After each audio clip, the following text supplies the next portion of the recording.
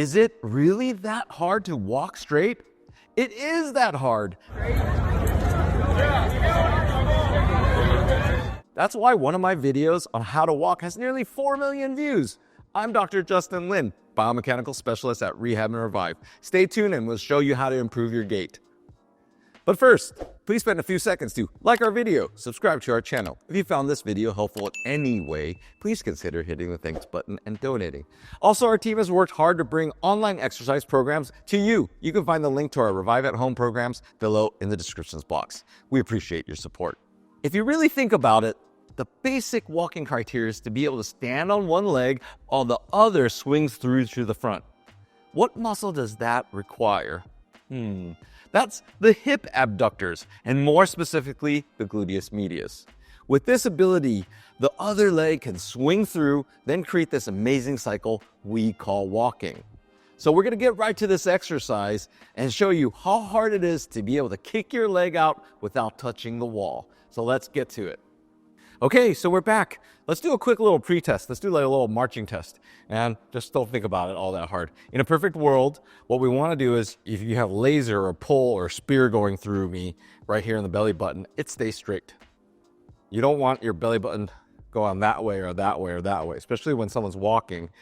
Everything should rotate, in my opinion, around your belly button, which is roughly your center of gravity. Ironic, right? Or your core. So right there, and I should just, if I'm walking towards you, it's just going straight. So you can see that I think when I'm here, I drift that way. It's not much, right? To a lot of you, probably doesn't seem like much, but I do. And that's because of this weaker hip side, that gluteus medius. So I would have to do this exercise. Actually, I think going this way would help. So let's go take a look. So now what you want to do is you're going to go right against the wall. This is actually a lot tougher. You could do the wall here. It's a lot tougher, like I said. And then your goal is to really generate the force on your stance leg and then try to get that hip out, right?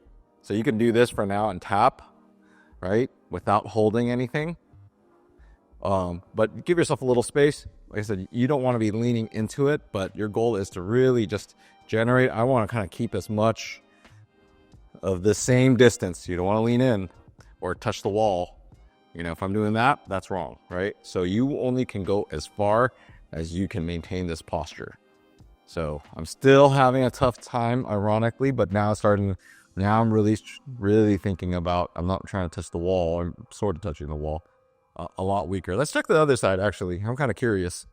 So I'm going to be here and I can generate from ground up, right? And then I can still kick that out.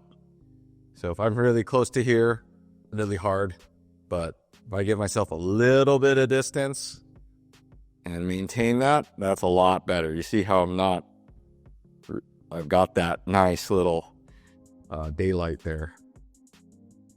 So let's go back to this side. Let's get this a little bit better so I can show you all at home that this exercise is like helpful. Okay, there we go. So I'm trying to generate a lot of, if you're thinking of it like a tree or tree roots, you're trying to go down. I'm trying to get some daylight, but I'm still touching the wall at times. Just imagine it's like a hot lasered fence, something like that. So, and then you're just kind of doing that. It's more about the quality. I don't care about the quantity, but let's see that right now. So let's kind of do that marching in place. And that's already feeling a lot more stable. I'm not drifting as much. So I'm able, because of those hip abductors, those gluteus medius muscles, to just drive it up and down, right? So it's a lot more stable right there when I'm marching. So let's do a couple more and then we'll call it a day. So you can go back if you want first, but I prefer that 45-degree angle or out to the side. So back and out to the side. Out to the side's fine. I'm trying not to touch this. I really need to do this exercise. So there we go. Back, like I said, you can do that for now, but side is the best, and then angled back is better. Think of a ice skater or a rollerblader going back. So let's try it again. Yep. So I can do that. I actually feel a lot more stable. So that's how you're going to improve your gait, everyone. Get that standing hip abduction. Don't touch that wall. Let us know your thoughts on our video. Leave us some love or questions in the comments box below. Please like and subscribe. We appreciate your support. I'm Dr. Lin. Remember, we heal smarter.